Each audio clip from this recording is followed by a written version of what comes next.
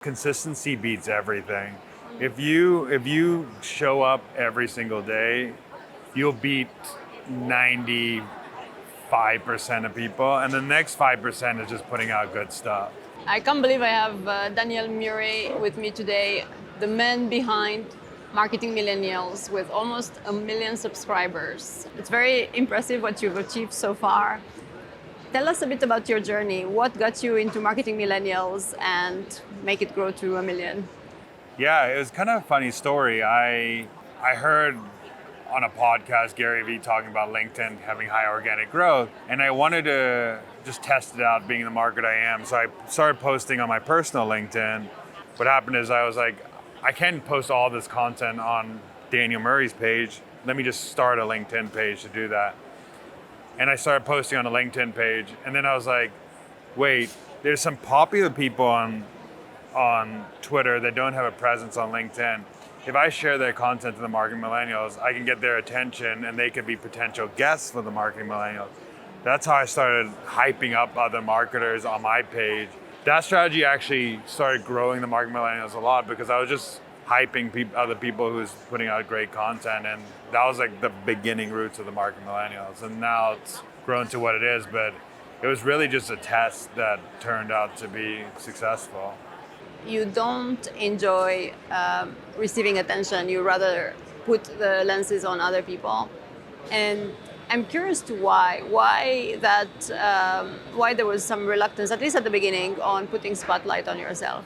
There's so many great marketers out there, and like I'm just one. And what marketing teaches you too is like you're a beginner at so many things in marketing, and I was great at one thing, and I was great at like marketing ops and now like creating content, but I need to bring experts on that know every other piece of content because I don't know that, and I didn't want the attention. I didn't want to be fake and say that I know all this pieces of content. I know everything. The goal of Marketing Millennials was that when you get into marketing at first, like you don't really have anybody to teach you, and like I want the Marketing Millennials to be a place that when you come into marketing or you're a manager in marketing, this is a place for you to learn, and you can't do that from like a place of ego. You have to do that as a place of like, so many people know better than you in marketing, and you're just one piece of that puzzle. So that's how I think about it. I admire a lot your tenacity on it. I'm curious, as you've been progressing through this journey, what do you think are the biggest contributors to its success in terms of the things that, especially around your skill sets, what do you think the top things that have been contributing to success? I think the number one thing that I learned is consistency beats everything. If you show up every single day, you'll beat 95% of people, and the next 5% is just putting out good stuff. Most people will quit after 3 months, 6 months. Especially with a podcast, most people start quitting, they get busy in life. But if I consistently do that, so number one, I would say consistency. Two is at the beginning, do unscalable things to like grow your brand. What I mean by unscalable is reach out to people in your network, comment on other people's posts, hype up other marketers, take meetings, read comments, be in the community, do everything that isn't scalable to scale, which is like counterintuitive at a point, but that's how I started growing a base. Is I just would take any meeting that someone would give me. I would read all the comments, but I also learned what marketers love, what marketers don't like, what they're doing, what their pain points are. So that helped me create even better content for the Marketing Millennials. And then the three, I would say, be social on social media. What I mean by that is like respond to comments, go look what people are commenting. I look on Reddit, Twitter, Quora, LinkedIn, listen to podcasts and see what are the most popular topics, and then I create content around those popular topics because I know they will get engagement because marketers are talking about those things. So you don't watch pop culture all the time and movies and...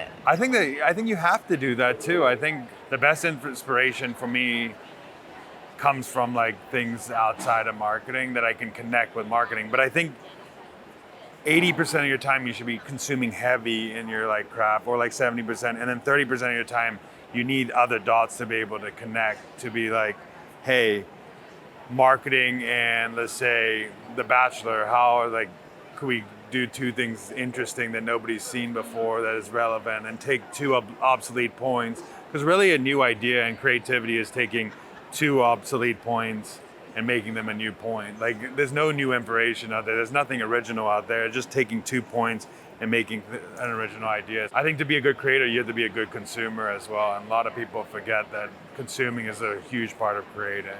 I'm observing that people that still have the mindset of showing up every day and have the mindset of consumption might not produce the kind of content that you do. And there's some fine line that tips the scales to get 1 million followers versus 50 followers, right? And I think that in your case, the fact that you've been an operator and experienced the pains that your audience feels also contributes highly to your ability to create content.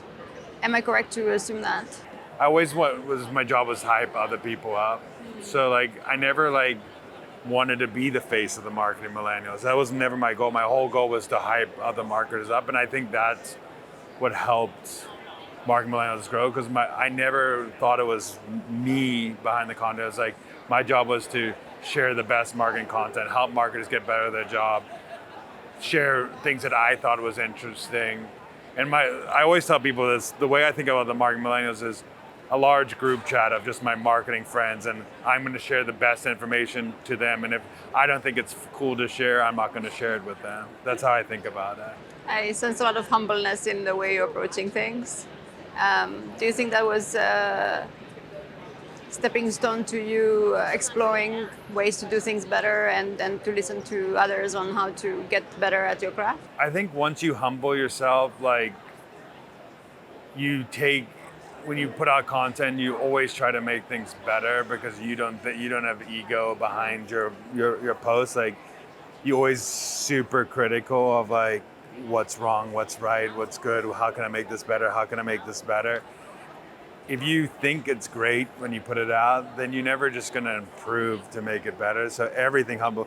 But also I get humbled all the time by how smart everybody is out there. Like that humbles me, because I just like speaking to every marketer, even at this conference right now, or I learn something new every single day. So like if I come from a place that I don't know everything and I'm trying to learn from someone, it makes it easier for me to like grow as a marketer.